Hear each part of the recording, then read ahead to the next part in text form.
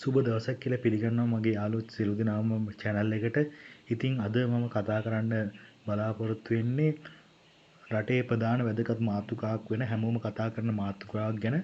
ඒ තමා ලංකාවේ used වාහන, import කරන වාහන, අලුත් brand new වාහන වල මිල තත්ත්වයේ ගණන් ගැන.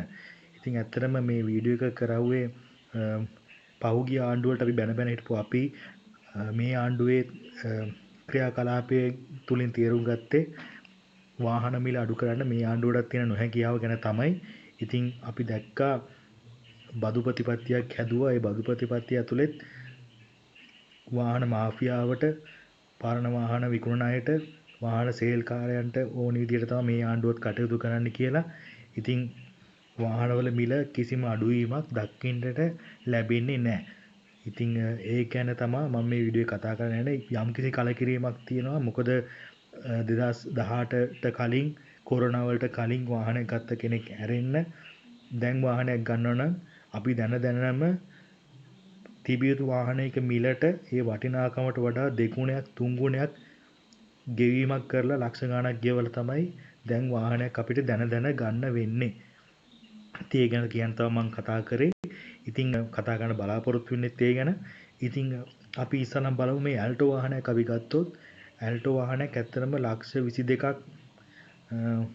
වගේ සාධාරණ ගාණක් කියන්න පුළුවන්. සෑයටත් වඩා මම හිතන අඩු ඇති ලක්ෂ 18ක් විතර වෙච්ච වාහන තියෙන්නේ. නමුත් ඒ වාහනයක් ලක්ෂ අපි හිතමු 2018 වාහනයක් ගත්තොත් ලක්ෂ 18ක් විතර වෙච්ච වාහනයක් දැන් ලක්ෂ 35ක් 32ක් 35ක් විතර විකුණන්න දාලා තියෙන used වාහනයක්. ඉන්දියන් කාර් මේවා. එතකොට මේ වාහනයක් ගන්න එක ඇත්තටම දැනම මේ වාහනයක් ගන්නේ අපි කොච්චර සල්ලි තියෙන කට්ටිය නෙවෙයි. ඉතින් ඇත්තටම කිව්වොත් බොහොම අඩු වියදමක් දරන්න පුළුවන් මධ්‍යම පාතිකයන් තමයි ඇත්තටම ඇල්ටෝ වගේ වාහනයක් ගන්නේ. ඒතකොට ඒ වාහනේකුත් ලක්ෂ 15ක් 20ක් දාලා ලීස් කරන්න වෙනවා ඇල්ටෝ වාහනයක් ගන්න. ඉතින් ලීසින් එකක් දාන්න ඕනි 80ක් 60000ක ලීසින් එකක් වාරකයක් ගෙවන ගමන් ඇල්ටෝ වාහනයක් ගන්න ඕනි ලක්ෂ 35ක් 40ක් දීලා. සමහර මම දැකලා තියෙනවා පේජ් වල ලක්ෂ 39ටත් දාලා තියෙන ඇල්ටෝ වාහන විකුණන්න. ඉතින් මේ වගේ මාකට් එකක් තමයි තාම තියෙන්නේ ලංකාවේ. ඉතින් අපි දන්නවා පහුගිය ආණ්ඩුවට බැන හිටිය වාහන ඉම්පෝර්ට් කරන්න දුන්නේ නැති හින්දා වාහනවල මිල ගණන් ගියා කියලා. ඒකත් වාසියක් කරගත්ත තියෙන වාහනකාරයෝ ඇත්තටම තමන්ගේ වාහනේ වටිනාකම දෙගුණයක් තුන්ගුණයක් බවට පත් වුණා. දැන් අවුරුදු 10 15 පරණ වෙච්ච වාහනත් ගත්තු ගානට වඩා දෙගුණයක් අගයකට විකුණන්න බලාගෙන තමයි ඉන්නේ. මේක ගොඩාක්ම දකින්න තියෙන්නේ මේ අල්ටෝ වාහන පාවිච්චි කරන අයගේ තමයි. මේ වාහනේ ඉතින් අපි කියන්නේ ලක්ෂ 35ට ගත්තු කට්ටියට ඉතින් ඊට වඩා අඩුවෙන් දෙන්න විදියක් නැහැ. නමුත් ලක්ෂ 18ට 20ට ගත්තු කට්ටියට හොඳ chance එකක් කියලා දෙන මේක.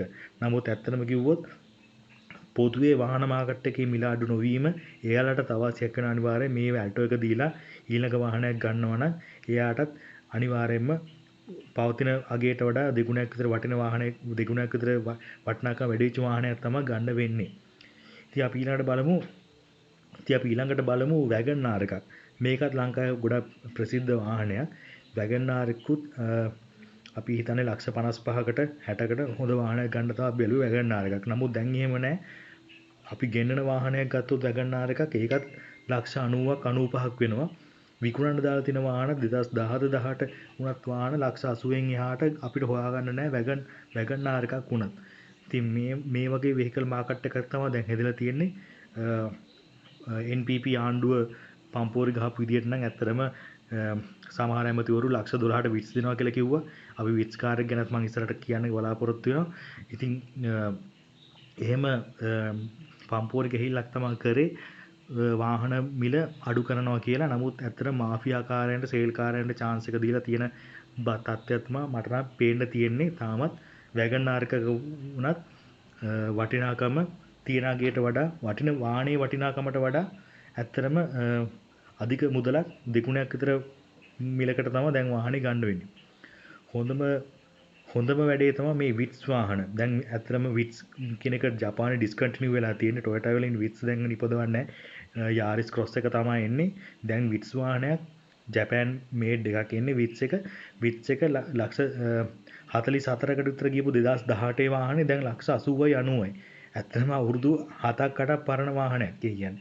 නමුත් ඒකුණත් දැන් විකුණන්නේ දෙගුණයකටත් වඩා වැඩි වටිනාකමකින් තමයි විට්ස් වාහනේ විකුණන්නේ. ඒකට විට්ස් තමයි ඇත්තටම කිව්වොත් මම හිතන්නේ ඕවර් ප්‍රයිස්ඩ් වෙච්ච වාහනයක් විදිහට කියන්න පුළුවන්. ඇත්තටම මේ ප්‍රයිස් වැඩි වීම ප්‍රශ්නයක් නෑ කියන්න පුළුවන් සමහරුන්ට.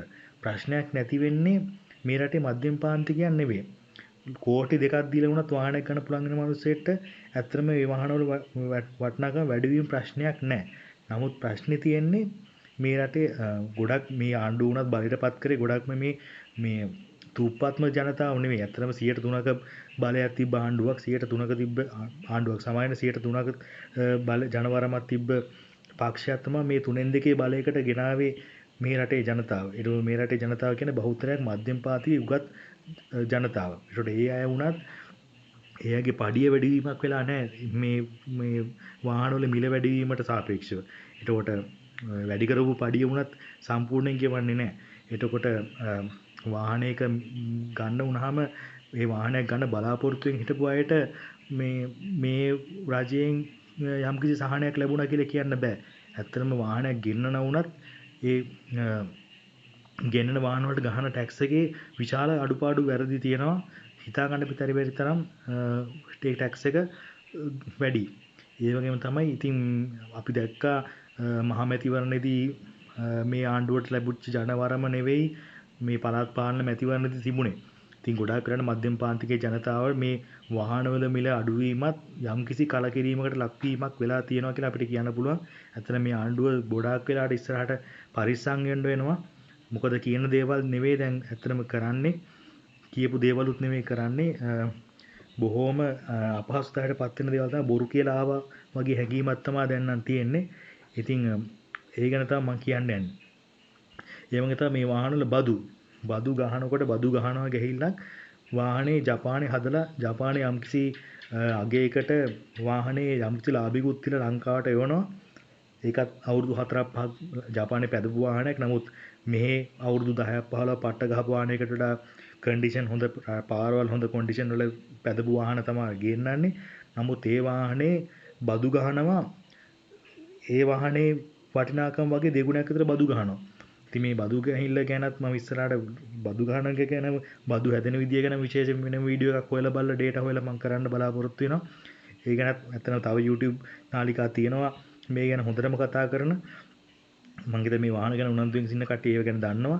ඉතින් මේ බදු ගැහිල්ලේ ප්‍රතිපත්තියත් මේ ආණ්ඩුව ඇවිල්ලා කරේ වාහන සේල්කාරයන්ට කළුකඩ කාරයන්ට වාසි වෙන විදියට වාහනේ බදු ගහලා ගෙනන වාහනවල ගණන් ඒ ගණන් වලම තිබ්බ එක තමයි.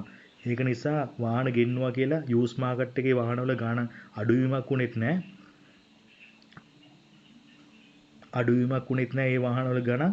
ඒ වගේම තමයි අලුතෙන් වාහන ගෙන්නවා කියලා හොඳ වාහනයක් ගෙන්න ගන්න උනත් අඩුවට ගෙන්න ගන්නවා කියලා එකක් කරන්න බෑ. දැනනමත් වාහනයක් ලක්ෂ 90ක් කෝටියක් විතර යන හොඳ වාහනයක් ගෙන්න ගන්න නම්. ඉතින් මේක තමයි මම කියන්න බලාපොරොත්තු වෙන්නේ මේ වීඩියෝ එක ගැන. ඉතින් රජය කරන්න ඕනේ පැහැදිලිවම මේ රටේ යූස්ඩ් මාකට් වෙහිකල් මාකට් එක ගැන නියාමනයක් කරන්න ඕනේ. මේ වාහන මේ විලට ගුණන්න බෑ. මොකද අපි දන්නවා වැලියු එක ඩිප්‍රීසියේෂන් එකක් වෙන අවුරුද්දක් විතර අවුරුදු ගාණක් වාහනයක් පාවිච්චි කරනකොට ඒ වාහනයක වටිනාකමක් වැඩි වෙන්න විදියක් නැහැ අවුරුදු යන ගම. වාහනයක ඇත්තටම මේක වේස්ට් එකක් නිසා වාහනයක වටිනාකම අඩු වෙන්න ඕනේ. ඒකට මේ ඩබල් ත්‍රිබල් වෙච්ච ගණන් වලට වාහනවල මිල එහෙම වැඩි වෙන්න බෑ. අපි දැන් හිතමුකෝ හරි වාහන ගෙන්නවුවේ නැති හින්දා වාහන මිල වැඩි වුණා කියලා. නමුත් දැන් වාහන ගෙන්නන හින්දා අර යූස් මාකට් එකේ මිල ඇත්තටම අඩු වෙන්න ඕනේ කියලා තමයි මිනිස්සු බලාපොරොත්තු වෙන්නේ. ඉතින් ඒක නිසා ඒ ගැන අපි අවධානය යොමු කරන්න කියලා ඉල්ලනවා රජයෙන්. ඒක තමයි ඇත්තටම මේ වාහන ඉම්පෝට් කරනකොට මේ වාහන වලට ගහන බද්ද ගැන ඇත්තටම නැවත දෙපාරක් හිතන්න කියලා යෝජනා කරනවා මේ රජයට. ඉතින් අපි ඉස්සරහටත් වීඩියෝ එකකින් මම ඉස්සරහටත් මේ ගැන කතා කරන්න බලාපොරොත්තු වෙනවා. ඉතින් මේ වීඩියෝ එක අරබුවට බොහොම ස්තුතියි සියලු දෙනාටම. මගේ channel එකත් එක්ක දිගටම එක්ක වෙලා ඉන්න කියලා ආරාධනා කරන ගමන් නැවත ඊළඟ වීඩියෝ එකකින් හමු වෙමු. සියලු දෙනාටම ජය වේවා.